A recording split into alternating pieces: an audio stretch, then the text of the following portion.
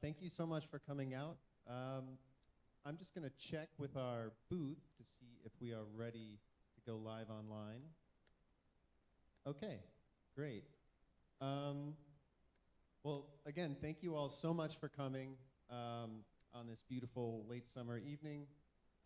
This is the fulfillment of 2.5 years of planning and aspiration. Max was supposed to come speak at the Leo Baeck Institute in 2020, shortly before the pandemic scuttled our plans and everyone else's plans for a couple years. But we're really glad that he was able to make it here to speak this time in person. In the interim, Max has contributed to a few LBI panels, which I think makes him officially a friend of the Institute, if he wasn't already. Yeah, we're really thrilled to have him here. So just a little bit of perfunctory introductory remarks that we can't get away without. I'm David Brown, Director of Public Programs at the Leo Baeck Institute. And if you don't know the Leo Baeck Institute, we are a library and archive dedicated to German Jewish history. We are located here in this lovely building with partner organizations that are similarly devoted to different areas of Jewish history. There's the YIVO Institute for Jewish Research, focused on the Yiddish language and Eastern European Jewish culture. There's the American Jewish Historical Society, the name says it all, the American Sephardi Federation, and the Yeshiva University Museum. And we have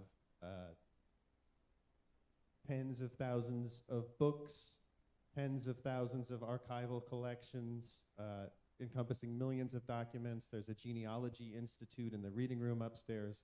So please come visit Leo Baeck Institute and the other partners at the Center for Jewish History when you get a chance. There's also many exhibitions. LBI's current exhibition on Theresienstadt is upstairs, and it will be open through the end of November. And we're opening a new exhibition on Leopold Zunz on November 1st with a lecture by Ismar Schorsch, who is one of the experts in the world on Leopold Zunz. So that will be very exciting. It's called Leopold Zunz, Scholarship and Revolution. So just a few words about our speaker tonight. Max Czollek is a poet, essayist, and curator from Germany. He studied political science at the Technical University of Berlin and earned a doctorate at the Technical University's Center for Research on Anti-Semitism. He's published 3 volumes of poetry, Druckkammern in 2012, Jubeljahre in 2015, and Grenzwerte in 2019, published by Verlagshaus Berlin. And in 2018, his nonfiction book, Desintegriert euch, was published by Karl Hanser Verlag, and Max just showed me the new English edition that is coming out on, what's the name of the press? Restless Books in the US. So look for that in 2023. Max's latest book is called Gegenwartsbewältigung in 2020. And some of the ideas that he introduces in these books were the genesis of an exhibition at the Jewish Museum Frankfurt that I'm very sad I didn't get to see. And maybe you also haven't been able to travel to Frankfurt to see it, but Max is here tonight to tell us about it. So Max, thanks so much. Look forward to hearing from you.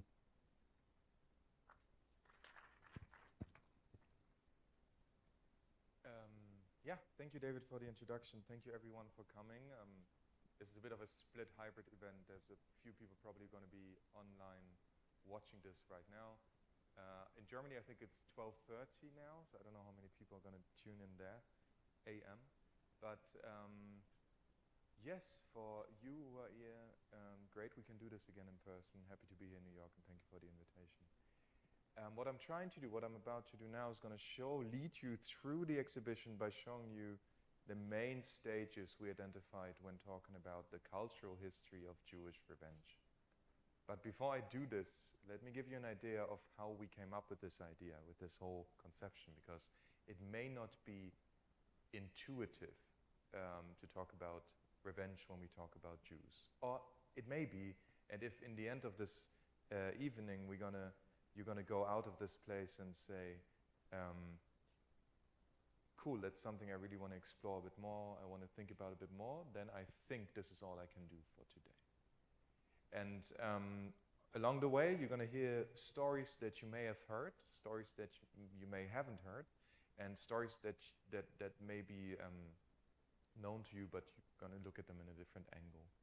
And this, I think, sums up the way I work very well, because the work we've been doing in the last years has been about taking stuff people think they know, among them Jews, and try to turn them around and let them kind of shine, or talk about a way of Jewish representation, Jewish identity that people are not used to. Now, when I talk about this, I'm talking about the German framework, especially the post-National Socialist German framework, which means a situation when in Germany Jews are still very much connected to the Nazi past.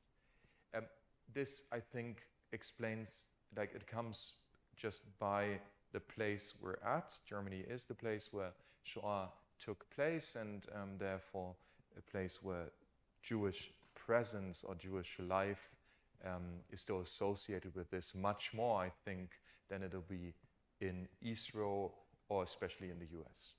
So the German Jewish situation is very specific.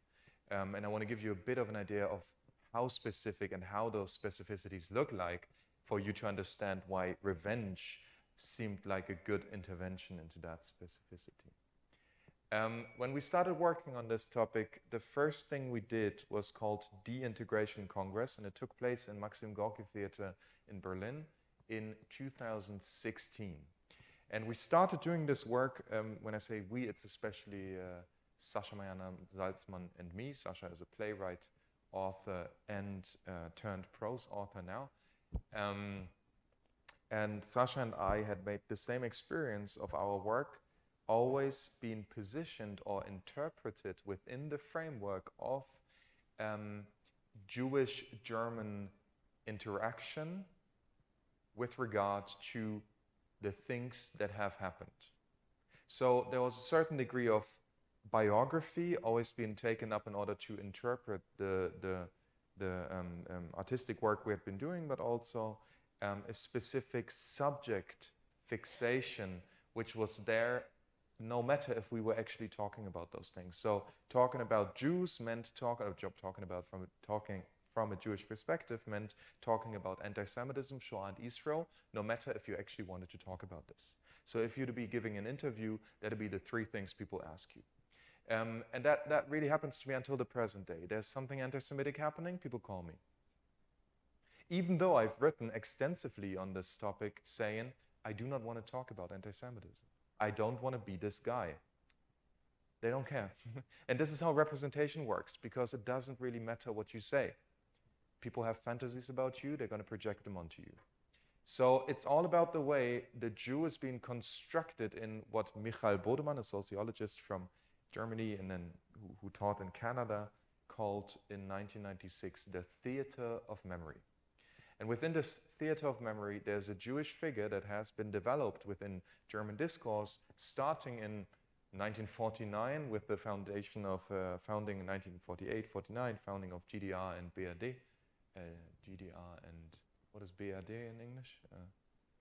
Federal German Republic, FGR, which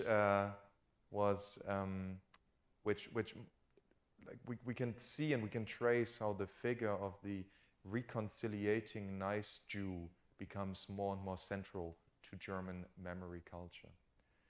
And since, as you probably know, Jews haven't always been very, let's say, forgiving about the stuff Germans did to them, because Germans didn't do much stuff to forgive them, Germans just invented those Jews. And that's the funny thing about this, that if the side of the dominant culture desires a forgiving Jew, they're going to find them, no matter if you actually have them, if you can actually supply them. So there's a certain degree of independence of the way this fantasy works and this invention of the nice Jew that took place. And then now I'm like jumping back to 2016, and we felt like we didn't really have a chance to choose whether this projection would be put on our work or not. Because this is going to happen no matter what you say. You can say time and again, hey, I may have a connection to Jewish history. There may be a strong connection to the destruction of my family during Shoah, which in my case is the case. It's much stronger than the connection to Jewish religion. Still, this projection is going to take place. So we felt like there'd be 2 or 3 different choices. And one would be to try to become invisible, to try not to talk about those topics. But once those biographical informations had been leaked to the internet, people would always be able to find this. So they always pull you back in. The second option would be to just play along, which for us was not an option because we felt like this was producing horrible art and horrible representations of like stuff that just wasn't fitting to our experience of what it meant to be Jewish in Germany today. And the third one was to kind of pick up the projection and say, okay, if you want to play this game, let's play this game. But if we're going to play this game, it's going to be different. And this is what we did in theater. And now we're getting close to like what a theater as a place means. And this is more connected to this than you may think right now, because a theater is a place where you can play, just very basically. So you can, and if you have the theater of memory, there's even the word theater in the idea of memory culture. So what we try to do is say, we're going to set a different stage.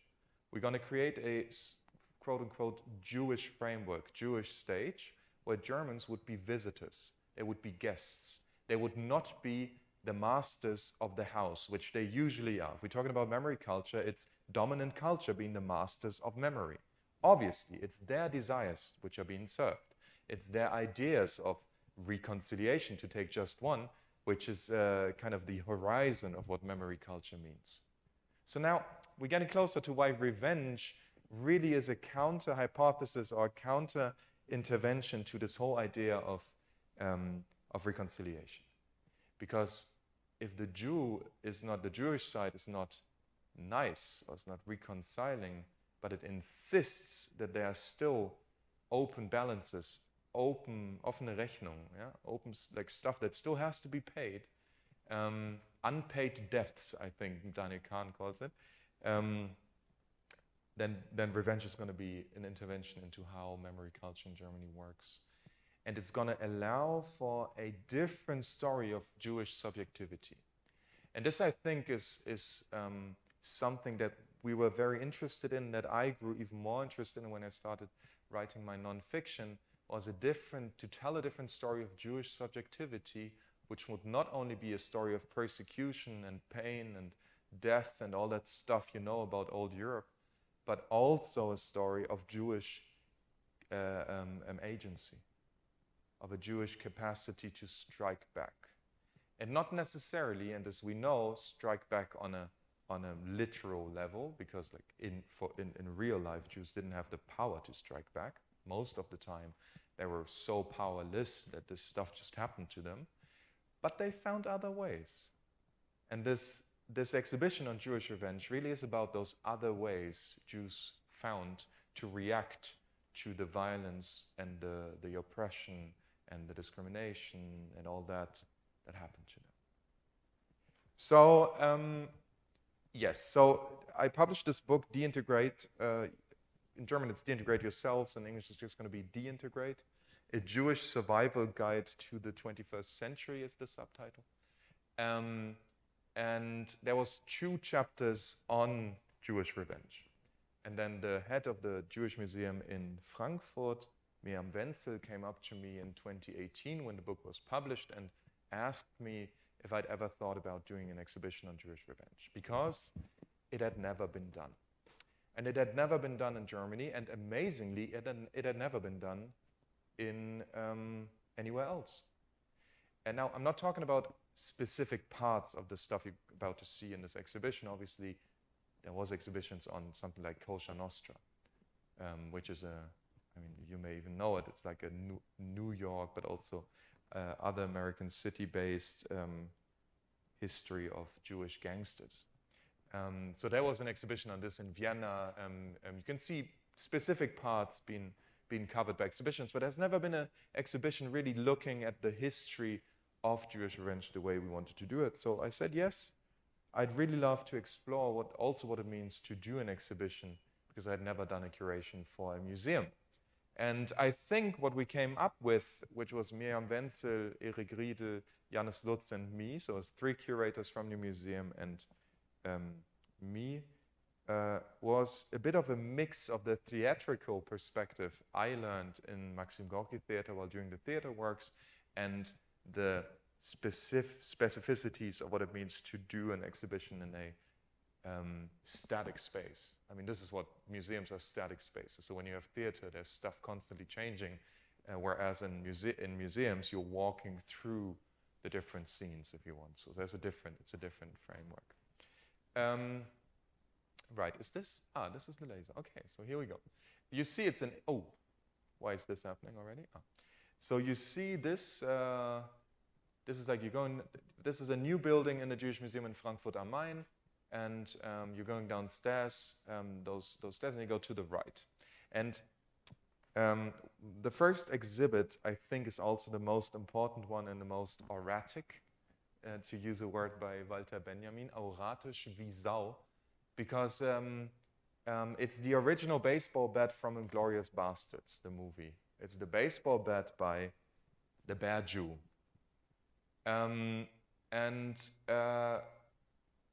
I mean, this kind of sets the tone for the whole exhibition, because what we tried to do was also induce a bit of an enjoyment and something like an entertainment factor also. For one, because there's a great kind of exploit of the topic of revenge in pop culture, especially of Jewish revenge. Also because a lot of like comic heroes we know today originate with Jewish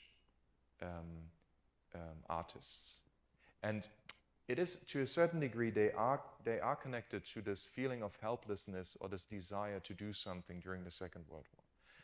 We can see Jewish superheroes springing up during the times when news of the destruction of European Jewry is and relatives of the people painting or doing those superhero comics reached New York.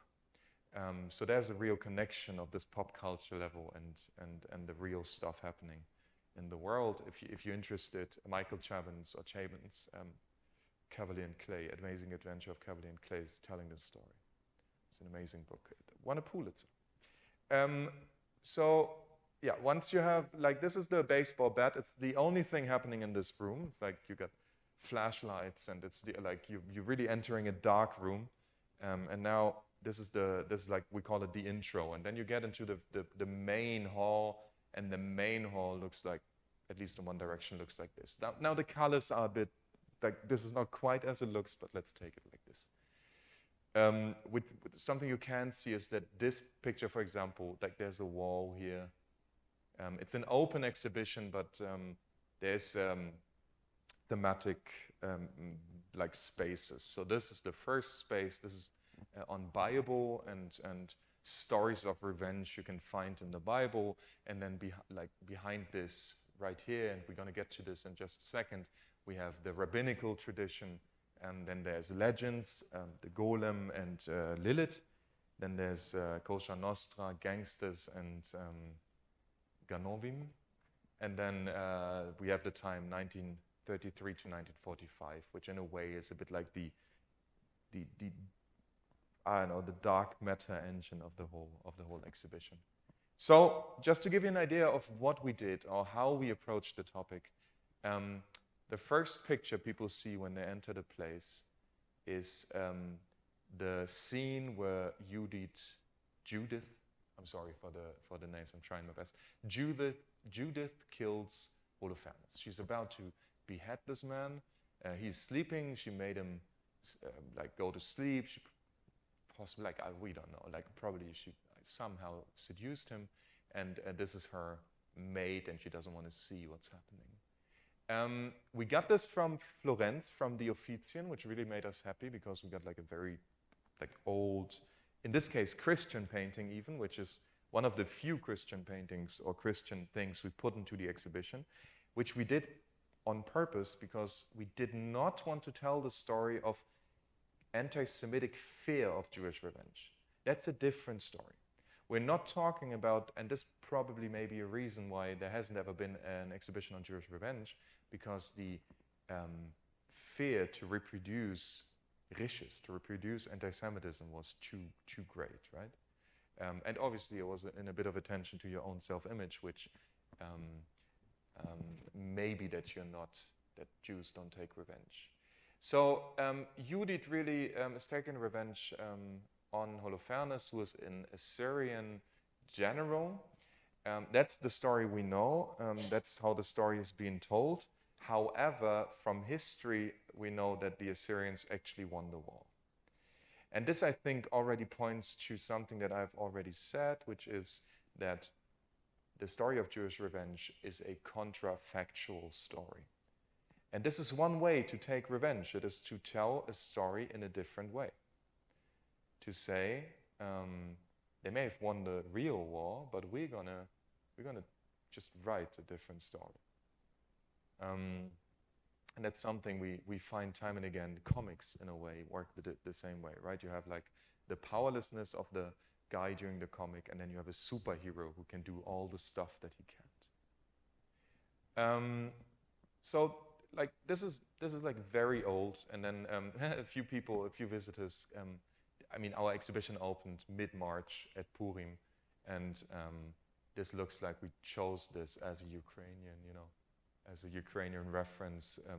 The skirt looks very Ukrainian, but, well, we didn't. But okay, fair enough. We don't have a problem with that either. So then, do you recognize this artist? You could, like you probably do if you know, like, do you know? Okay, this is Kehinde Wiley. He was the official portrait painter, I don't know how to say this stuff, Porträtmaler of Barack Obama. And there was a shitstorm evolving, especially around this image, which also made us very happy that we got this image, because here we see the Judith figure, but in a very different constellation. I don't know if you can quite recognize it, but this is not a, this doesn't look like a male head. It's a female white head, and the woman does look, the aesthetics are more like from the queer feminist scene. Like you have more like an internal conflict going on there. So we got a very different reference to this whole Judith Holofernes situation, which we just found very interesting. For one, to say this is not only a white story, so like to just point to the fact that there's also black Jews, and like that being Jewish doesn't imply anything about your other positions in society, but also that this idea of revenge can be played out in very different ways. And we will see this with Lilith as well, that Lilith is a great example for something like an internal Jewish revenge. So we have something like an emancipated Jewish woman who is taken revenge for a male dominance that pushes her out of paradise. Okay, so this is the two pictures I wanted to show you. Now you can see we have just changed the angle now. The second part of the Bible area is dedicated to Samson. I'm not going to like say too much about this guy. You know him. He's a very angry character. Like the stuff we do is we start with a mosaic from something like the 8th century I think somewhere in Turkey now, and we end right here. You can't see it, but there's a comic here. So we kind of show that there's a huge history of how those revenge stories and those stories of power and of a real superhero are being taken up and are changing over time. Right. So going to the next one. This is the rabbinical discussions. And now, if you're saying that revenge within Judaism is forbidden, you do have a point, because in rabbinical discussion, revenge usually is being like given to God. You say revenge is something that's a matter of God, like it's God's task. At the same time, we can see how sometimes God nominates an instrument of the, of God, which is usually a human, who's taken revenge. It could also be a fly. I mean, I don't know if you know the story of Pharaoh being killed by a fly flying into his, I think, nose or ear and killing him. Just as I think it's a Talmudic story, as a story of how the smallest animal can kill the most powerful creature, which is in this case Pharaoh. So God can take all kinds of creatures to take his revenge, but in case of Samson, it's Samson. So here we got, this is actually a very interesting area because we got all this kind of complexity and ambivalence of the discussion about Jewish revenge going on. On the one hand, we got different Jewish festivities, which you probably know if you have ever celebrated Jewish festivities, because it's Purim and Passover. So it's one of the most impressive and cheerful celebrations you will find. And then here we got, this is the rabbinical discussion about an eye for an eye, which has always been used by Christian interpreters as a proof for Jewish revenge or Jewish vengefulness, but actually does designate something like a reparation concept, Schadenersatz. So this really is not a good example for revenge. But we decided to put this in because it's so prominent and it's so important to kind of point to the actual discussion taking place in rabbinical tradition. Talking about Passover and Purim is actually very interesting because also for me, growing up and going to school for 13 years, celebrating those festivities, still I somehow missed as a child that Purim ends with a proper revenge action, which is, I mean, this guy, Haman, decides to kill all the Jews, and then he doesn't succeed. I'm not going to give you the story now. He doesn't succeed, and then, but the king has already given the order to kill everyone, and then the king says, can't he revoke the order? But he says, what I can't revoke it, but I will grant you the opportunity to just strike back before they strike you. So what happens is that all the sons of Haman, which is the bad minister, and all their followers are being killed by the Jews the night before they're supposed to kill the Jews. This is a proper revenge story. And it's very bloody. And it somehow doesn't fit the idea of like Jews not being vengeful, because there's actual humans taking this up. And I feel like this also gives me an explanation for why people get drunk on Purim, right? I mean, like Purim is the only Jewish festival where you are allowed to get drunk, and not only drunk, but pitch drunk. Like drunk until you can't differentiate good and evil. Well, if you look at how other carnivals work, it's about the inversion of power structure. It's about the lowest becomes the highest, and the highest becomes the lowest.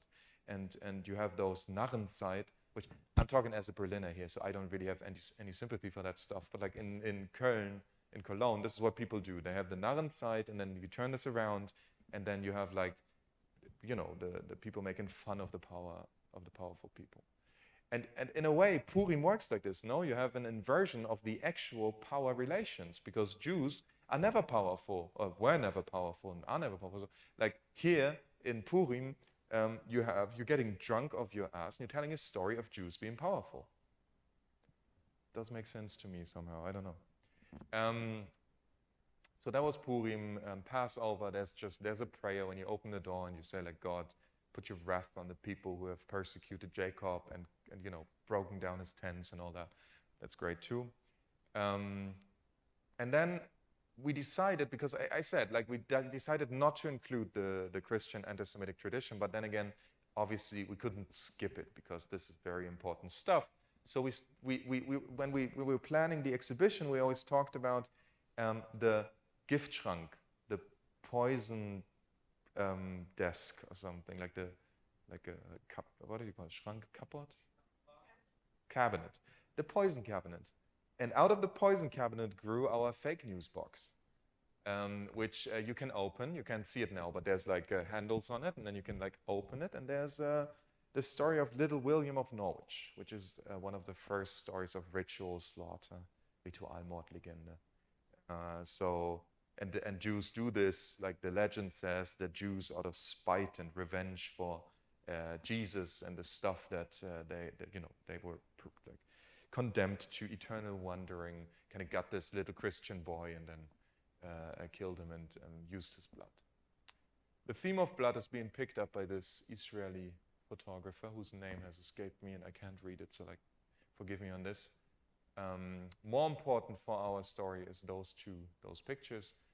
This tells the story of the so-called Red Jews, which is a legend about something like a secret Jewish force outside of old medieval Europe, which would come at the end of times. And then for the Jewish side, they'd be saviors helping them to fight back the Christian oppressors, and from the Christian perspective, they'd be part of the soldiers of the Antichrist, which I mean obviously makes sense because for the Christians that'd be a threat. And you can see it in this Christian. This is like a glass from a Christian church, and you see red Jews with a red head, looking very angry. I mean, obviously, I've used those pictures. I've chosen those pictures in bad solution, so you have to go to Frankfurt and see the exhibition. So now, with the Red Jews, we enter the realm of legends or myths, and here the first myth we tell, and here again we are also trying to pick up on this question: is revenge a male, a masculine theme? And here, at least with Judith and with Kehinde Wiley's work, and also with this, we must say no, it isn't. And we're going to see other examples of female revenge as well. And this is Lilith. And the story of Lilith, you may know, it's about you got the so-called first wife of Adam, and she refuses to lay under him, and then she's kicked out of paradise. And after this, Lilith becomes this kind of demon of Jewish tradition, which is threatening babies and young children. So if they don't behave, Lilith is going to come and take you. And there's all kinds of spells being used. Some of them we put up here. We present here spells being used to kind of fend off Lilith. Now, this is Lilith as it is in Jewish tradition. And this is really a bit like the witch in Christian concepts. You have this idea of an emancipated female figure being threatening to the order of things and being not part of the godly order, the divine order. And now, this is the second part. I mean, it's hard to see for you, but the golden yellow thing here is what we're seeing here. And now we see how, and this I find amazing. Like, this is one of the best parts of the story to tell in this exhibition.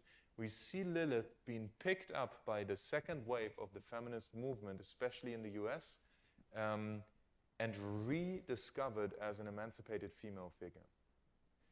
And this really is this is really amazing because it tells you how Jewish tradition is open to reinterpretation, and how a figure like Lilith, who has always been a negative, a threatening, demonic figure, can be used to kind of rearrange Jewish tradition from a feminist perspective.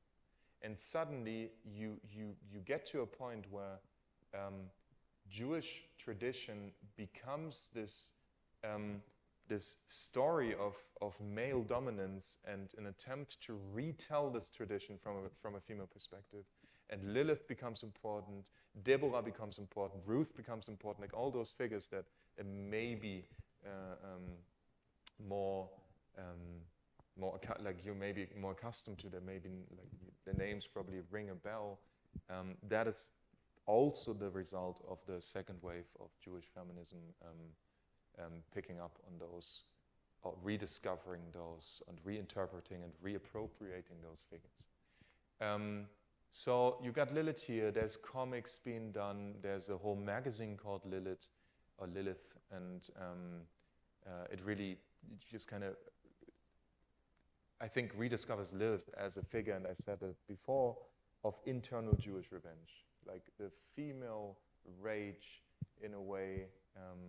Do you know Yalta? Yalta is a figure who, when she's refused the right to say a blessing, goes to the basement and just destroys, I don't know, 1,000 glasses of wine or 1,000 bottles of wine. So there's like female rage is figuring greatly in those figures, and Lilith is also interesting regarding revenge. So we got this.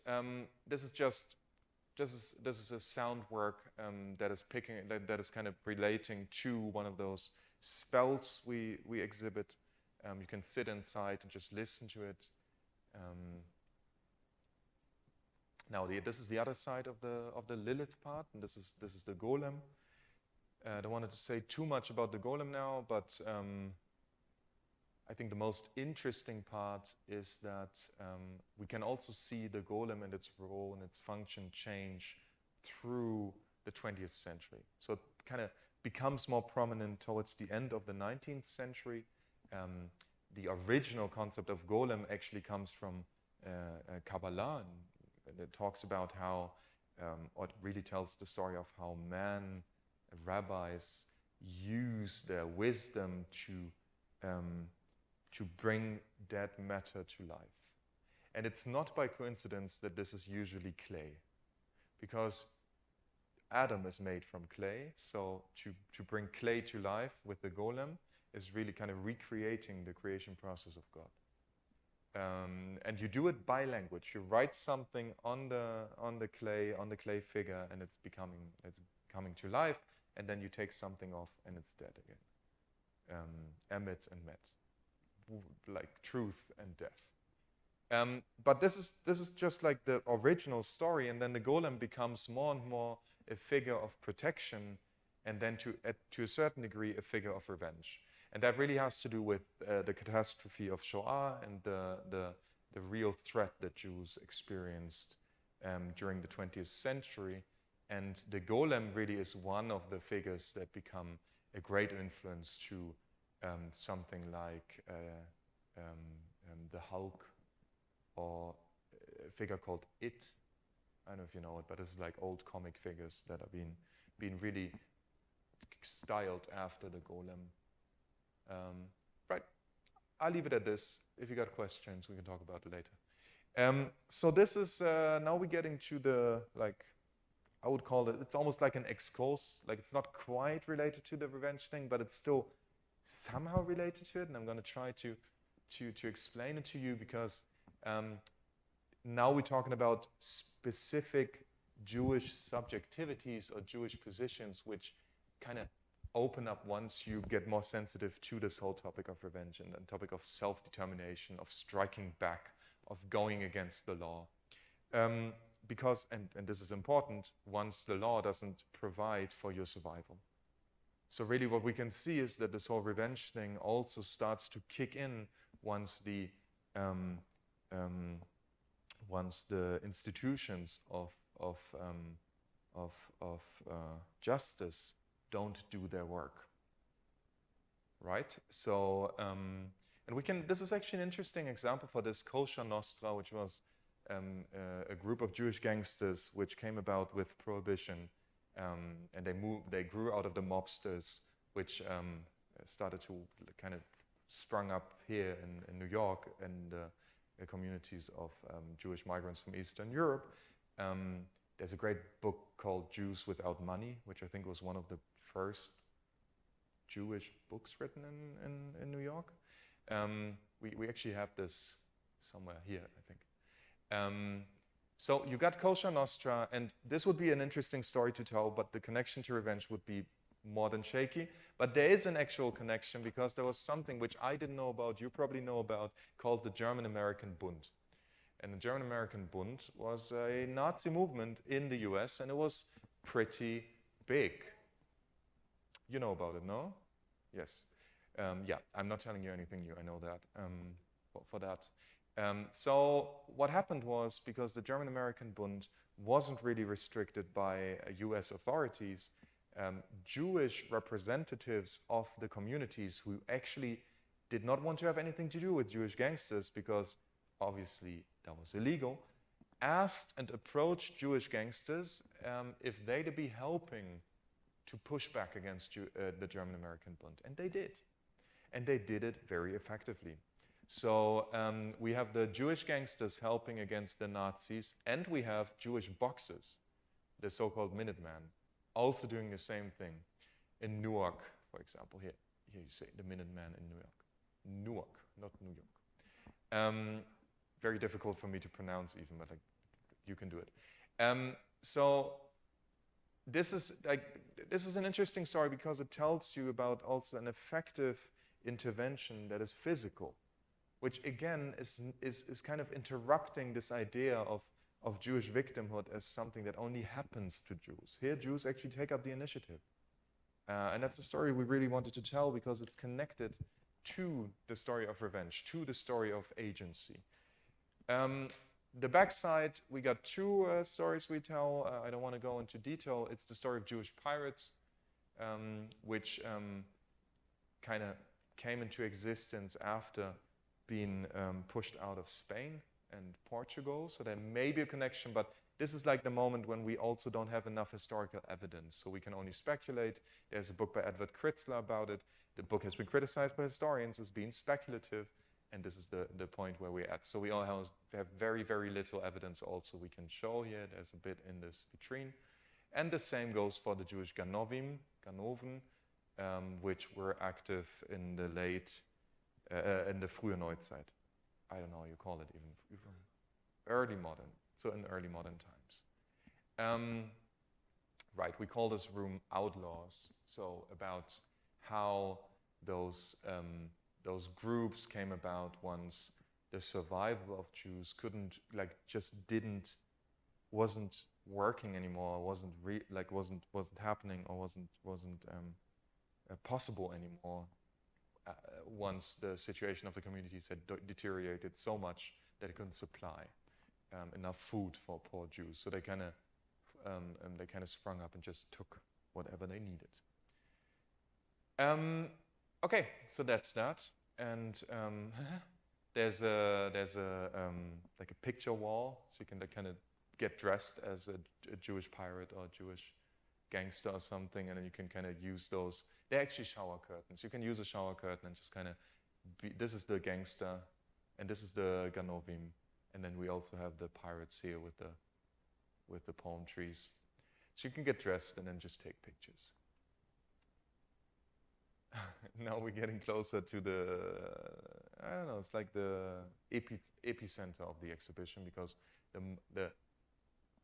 the place where I started was on the one hand Inglourious Bastards and Jewish Revenge, and on the other hand it's a song by Daniel Kahn, who is a Jewish musician, and the name of the song is 6 Million Germans, and it tells the story of the Din, Aberkovna, and the story of Jewish revenge after 1945. And this was a group of Jewish resistance fighters from Vilna, from different Białystok, who met in Bucharest in Romania, and they decided the Germans are going to pay. They've killed 6 million Jews, we're going to kill 6 million Germans, period. There's not going to, because, and in a way, they were right. We know justice is not going. They're not going to get. Like, there's not going to be any justice for this. So we're going to take revenge. We're going to take the justice in our own hands. And this is where we are. Like, this is where you were getting. You can see how the architecture, which is really like our designers did an amazing job here. The architecture really gets more and more restrictive and also a bit threatening, and it's like it's building up. So now we enter this place through this side. The first thing you see when you enter the place is here to the right, you have David Frankfurter. David Frankfurter was a Jew from Frankfurt, funny enough, but like, yeah, he was from Frankfurt. And he, during the Second World War, he killed Wilhelm Gustloff, who was something like the NSDAP Gruppenleiter in Switzerland. Doesn't really matter. Someone belonging to the NSDAP in Switzerland. and he killed him in Davos. And every year, the Antifa in Davos, which is funny because there were, like, I didn't know there was Antifa in Davos, which if you knew, like Switzerland, you'd be surprised as well. They always like hang something like a transparent and they write, "Thank you, David Frankfurter." And David Frankfurter published his memoirs with the title Nakam, which is revenge. So that was enough for us to include him in the exhibition. And then the second one is Herschel Greenspan. And now, at this point, I may have to do a bit of explanation for you in translation from the German framework, because Herschel Greenspan figures prominently in German school education. Greenspan was the guy who killed Ernst von Rath in Paris, and that was the motivation for pogrom night at November 9th, 1938. So Greenspan is usually being a part of the story of how the Nazis started Pogromnacht. Or what, like some people call it Crystal Night, but this is not the politically correct term. But if you know it like this, then this is what it is. What we try to do here is to use the Greenspan story and to retell it in our own way, to reappropriate Greenspan and say, you may, like Nazi propaganda may have used him as a reason for its violence, but we want to reappropriate him as a Jewish revenge figure. We want to honor him as someone that, you know, that has taken up the task of taking revenge for what was happening to the Jews. And this, like, exact situation that happened here was the so-called Polen-Aktion, when his family and his siblings were being pushed out of Germany back into the nowhere land between Germany and Poland. This is what we took revenge for in 1938. So we got Greenspan and Frankfurter. Both are figures that took revenge during the Second World War. And now we're approaching the Shoah itself and the time after that. Right. So first, there's the story of the Jewish Brigades. The Jewish Brigades were a group of Jewish soldiers educated or trained in Palestine. And they were actually educated to work as an underground force against Ernst Rommel, who by then was still making lots of grounds, winning a lot of battles north of Africa. And there was a short fear that he's going to also conquer Palestine. He didn't, but then they had the soldiers trained, so they were employed as part of the Allied armies, entering Europe through Italy and then being positioned in the north of Italy in Tarvisio. And from there, they did two illegal things. I mean, they did the stuff they had to do, but they did two illegal things. They organized Aliyah to Israel, and they started knocking on doors of people they knew had connection to concentration camps, to shootings, to Shoah. So they knocked at their doors, they picked them up, they brought them to a forest, they read the accusations, and then people would usually confess. And after they confessed, they would kill them. This is what the Jewish Brigades did. And there's a great movie called Killing Nazis, the story of the real and glorious bastard, which sadly is only available in German, I think. On YouTube was by ORF, which is the Austrian like public television. So, and you see, like it says Jews want to fight as Jews, Lena Kem, like taking revenge. You can't see it, but this is a guy carrying something like an explosive saying Scheile Hitler, so it's a gift for Hitler. And so you have this kind of militarized revenge rhetoric right there. And then on the other side, which you can, like, I don't know if you can read it, but up here you can see, und unser Auftrag ist Rache, so our task or our, the thing we have to do is revenge. And then what we did was for this wall, we collected as many testimonies in as many languages as we could find that were calling for revenge. And this is all last testimonies. This is all by people who were killed right afterwards. And it's impressive and sad, and in a way it's also confusing that, that all of these people asked the survivors for revenge. They said, if you're going to survive, please take revenge. And they even say, if you survive and you just mourn and then you continue living, you are actually betraying us.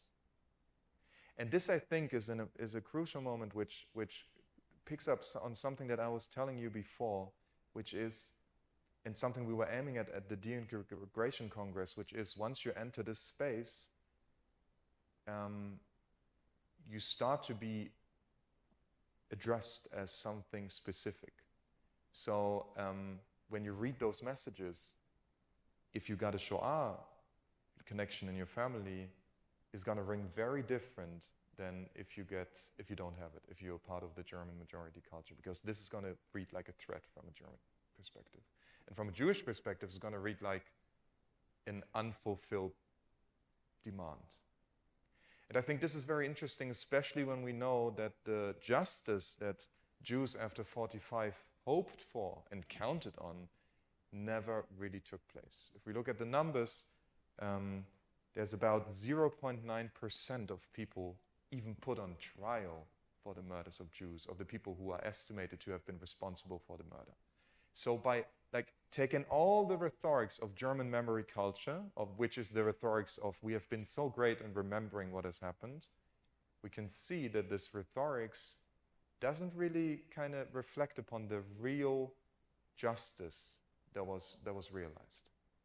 And this, I think, is a crucial point of this exhibition, that it says, now we are approaching the point when the Zeitzeugen, the witnesses of Shoah, are passing away, but we're also approaching the point where the people responsible for Shoah are passing away. So we can say with like almost certainty that this justice will never happen. And I mean, 20 years ago, we could have still kind of hoped for it, you know?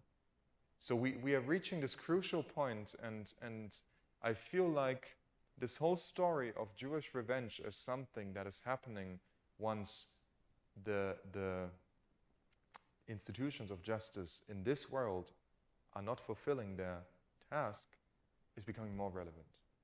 Because we have to ask ourselves, how are we gonna, what are we gonna do with this unfulfilled justice? What does it mean for our families? What does it mean for the story of loss and of violence that has been inscribed into the families and into the minds and souls of the people around me? So yeah, this is I think the most intense room. I hope I was able to kind of give you an idea of why. And then like this tells you the story of Nakam and Abakov, and I'm not gonna, it's a great, listen to the song, it's amazing. 6 million Germans, you find it on Spotify. Right, so, this is what we call the Archiv der Gegenwart, archive of the present. And we thought the stories we are telling are so incredible and so crazy that we really want to give people a chance to kind of do their own research. Because we felt like maybe they feel like we have exaggerated or we've just made this up. So we wanted to give them the chance to just sit down, and if they want to kind of research, go deeper into specific topics, just look at the comics or stuff, they could do so. So there's books here to the different subject rooms, so you can go and just study a bit. There's a few videos here. There's obviously comic covers here. There's even Castle Wolfenstein that you can play. Like you can actually play Wolfenstein and kill some Nazis, which was really important to us. So yeah, you can engage with that. Something I think there should be a picture here, no? Ah, yeah. So this is actually before you enter the room. So this is Daniel Kahn, actually. He's from Detroit, I love him. So that's a 3-channel installation by Daniel Laufer. It's a video which is taking up a lot of those themes in the exhibition, especially pop culture themes from comics, from Glorious Bastards, from Hunters, the Amazon Prime series.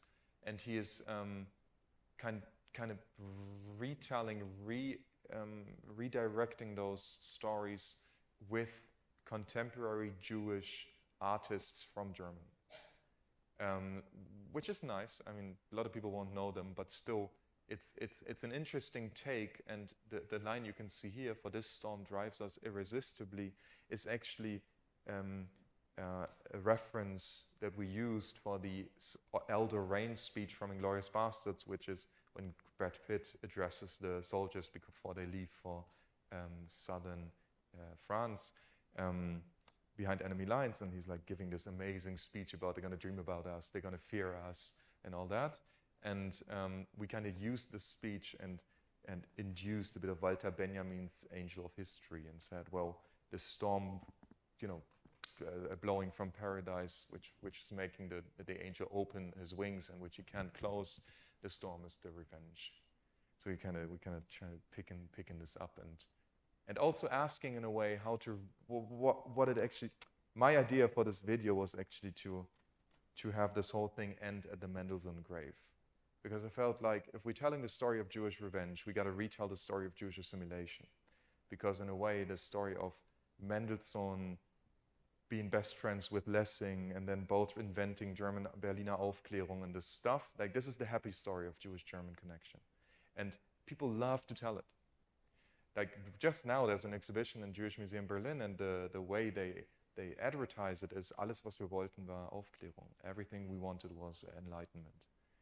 And in a way I feel especially Mendelssohn would be a very interesting figure to start telling a different Jewish story within Germany and also in Europe, which is a story of agency, a story of refusal, a story of difference, a story of diversity, one that is not always directed towards becoming German, but that's also directed towards staying Jewish. And that's a different story, because German museums, also German Jewish museums, usually tell the Jewish story as a story of becoming German. It's almost like minorities have to become German before they do valuable stuff for German society. And I think all of our work, de-integration, revenge, it's all about maintaining that whatever we call German culture today is the result of Jewish culture. It's not the result of Jews becoming German. Like it's not necessary. It's not, like people did, but it's not necessary. There's a certain degree of difference that is maintained, and if we reimagine society as a society of radical diversity, which in the US people are much more advanced than that, at least some of them are, than in Germany, this really is a point to start. Right, that's it. That's the exhibition. Thank you for your time.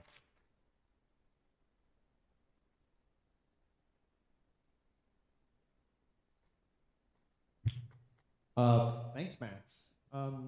We have a little time for questions, and then we'll have a small reception outside. But I guess I'll just take the liberty of asking the first question just to get us rolling. This might be sort of vague, but maybe it will inspire you to tell us a little bit more about the thinking that went into the exhibition. And I thought what you said about at the beginning, that the history of Jewish revenge is a counterfactual history, so it's something that happens most of the time on the level of narrative, was really interesting. And the way that kind of dovetails with the other thing you said at the beginning, that revenge is a great theme in pop culture, and you wanted to spark a kind of enjoyment or entertainment. And that just got me thinking about the idea that revenge, particularly watching people act out revenge, like say in a film like Inglourious Basterds, can be just like viscerally really fun. And it invites a kind of identification with the revenge taker, right? Mm-hmm. As if you had been similarly wronged. But then there's this moment later in the exhibition where it stops being fun. No. It's not romantic stories of, pirates getting back at the Spanish or something. It's like, you know, this horrible injustice has happened, and the dead are asking you, so like, what are you going to do about it, you know? Mm-hmm. And I just wonder if you can talk about those two different, those two different sort of emotional aspects of revenge. Yeah. So for one, I almost feel like the ambivalence of the topic has become more intense since the war in Ukraine started, because Russia's justifying its attack by saying it's against the Nazis. Which, in a way, in pop culture, if you want to have the ultimate evil, it's the Nazi. It's almost ridiculous the way it's been used as like, because the German Nazi in pop culture is just the perfect evil, because you don't have to be ambivalent about it. It deserves everything you want to do to it, everything. So there's something temptingly simple about the Nazi as the evil.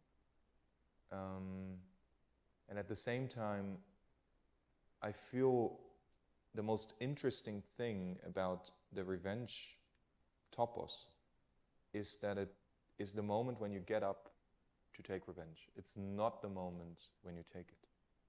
So the moment you get up from your couch and you get equipped and you train, and you know this from movies, like this happens all the time, you know, you train, you find your master, you do all like this stuff with the water, and you become the master of the, you know, and then you overcome all those foes, and you're becoming very good in what you do, and then you conquer your enemy, and the moment when you have him at his knees and you got the gun and you're like, you know, like in Anschlag, and this is the moment when like this is enough, this is all you need, because a revenge that you don't take is something else than a revenge that you never tried to take.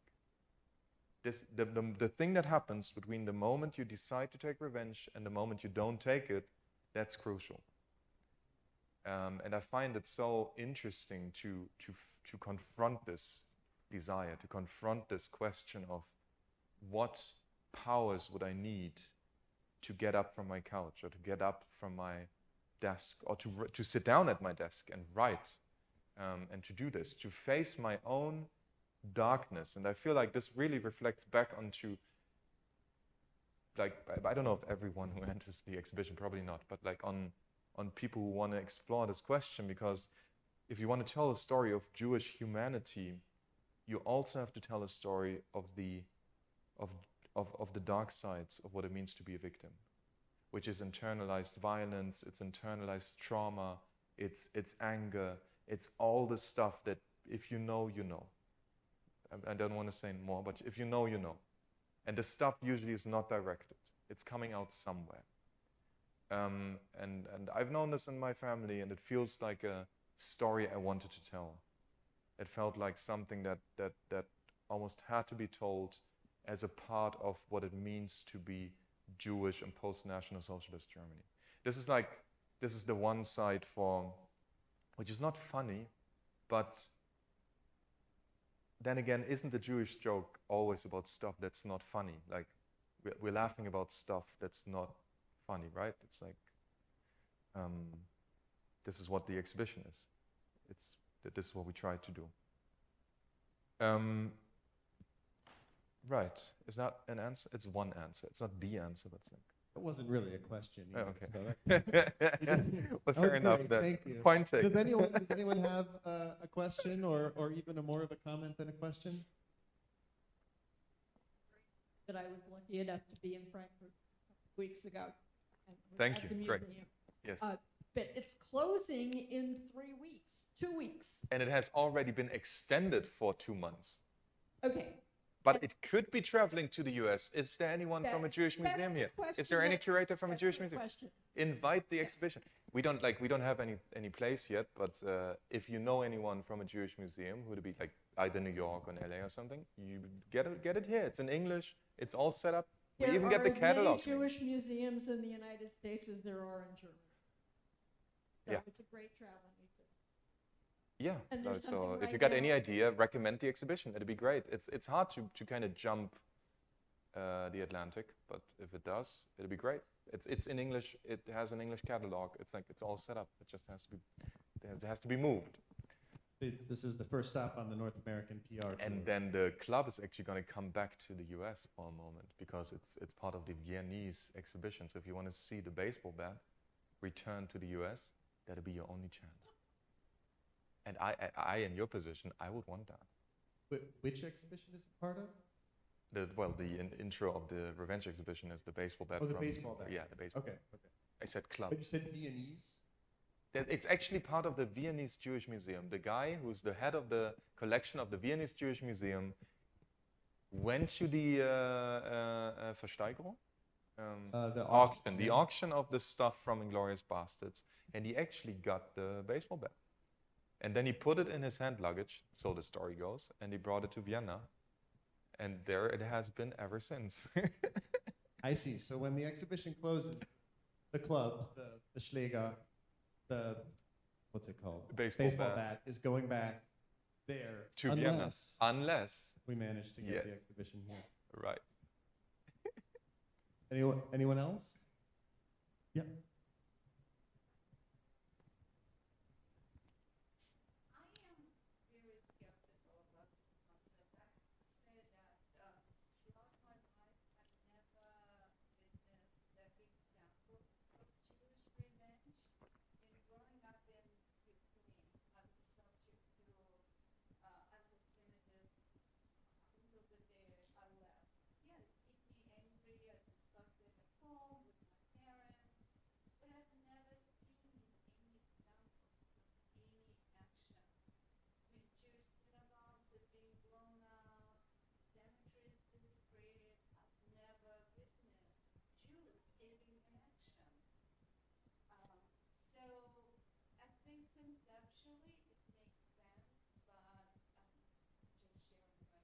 Yeah, thank you.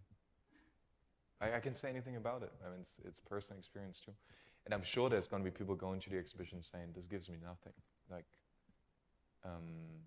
it's just, I would say it's a story we haven't told. Like, even if that's not happening in the present, still, it's a story that has great potential because there's so many stories that you can put in this framework, which is allowing you a new take, a fresh take on Jewish tradition. And this, I think, for an exhibition if I enter an exhibition, I go out of it and say, wow, this is a perspective I didn't have before, then for me, that's a good exhibition. So at least maybe you take away a few new perspectives, and that'd be great. And if you don't, then sorry for the time. Yes, Laura.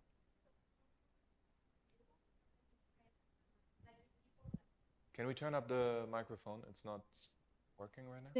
Oh, here we go. Okay, thank you. Yeah, from your point of view, how the exhibition have been receiving for the, for the audience, how can you describe the feedback that you receive from different ages, like the young people comparing with people like more age? I think this is the point when we need someone from the statistic, office of the Jewish Museum in Frankfurt, because I've just been there to give a few exhibition tours, but I haven't been there on a continuous basis. But I would say it's an exhibition for younger people. There's more younger people coming to this exhibition, and you can tell how this whole theme of rage and revenge has kind of come up in the last 5 years, at least in Germany, has become more prominent, like feminism and rage, like Black Lives Matter and rage, and so on and so on. So you have like this whole topic of facing those emotions, trans and rage. This has become a topic not only in a Jewish framework. So people go to this exhibition and it's interesting for them, even though they don't have a connection to the Jewish thing. And then again, you have an older generation that has focused much more on this concept of reconciliation and of forgiving. Usually it's the non-Jewish older generation, but there's also Jews who feel like this, that say revenge is just keeping wounds open which we want to close. So they would be skeptical of the exhibition because they say it's important to forgive.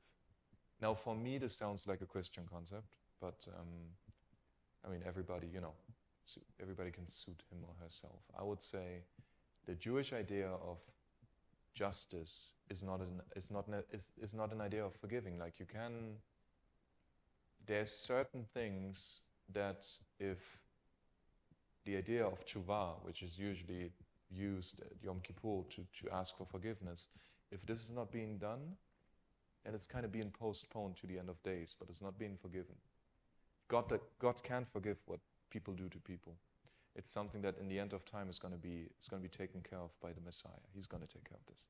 And it's somehow, to me, it's a consoling and tröstner Gedanke. It's a consoling thought, because I feel like there's so much injustice that people have never been held accountable to.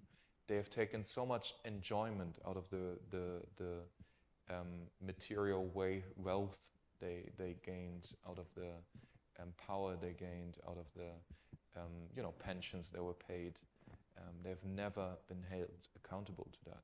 And I feel like there got to be some instance, there got to be something which is going to make them pay.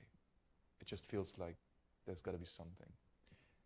And if it's not if it's like Yeshayahu Leibowitz says, Messiah is always only going to come, he's never going to be here, it's just going to come. Maybe yes, but then maybe it's going to be literature. I mean, maybe then it's going to be the poetry we write, or the plays we do, the Inglorious Bastards we make. It's going to be those things that are going to, it's going to be like our own myths, our own legends we use as an act of revenge. Like this. It has been taken, I've been carried away by it, but thank you for the question. Thank you. Your last comment led me to think about, to what extent was your purpose in organizing this exhibition not only to educate people and make them aware, but to motivate and mobilize people to take revenge now? Well, it's not like, to start with, we were 4 people, and this museum took a great risk in just doing this exhibition by itself. I don't know if you're aware, but the discussion around Jews is extremely heated in Germany right now. It's like, it's very intense, and a lot of people claim they want to protect Jews, but also they're pushing out a few, like, Jews who are not having the right, like, it's very, very, very difficult, even toxic.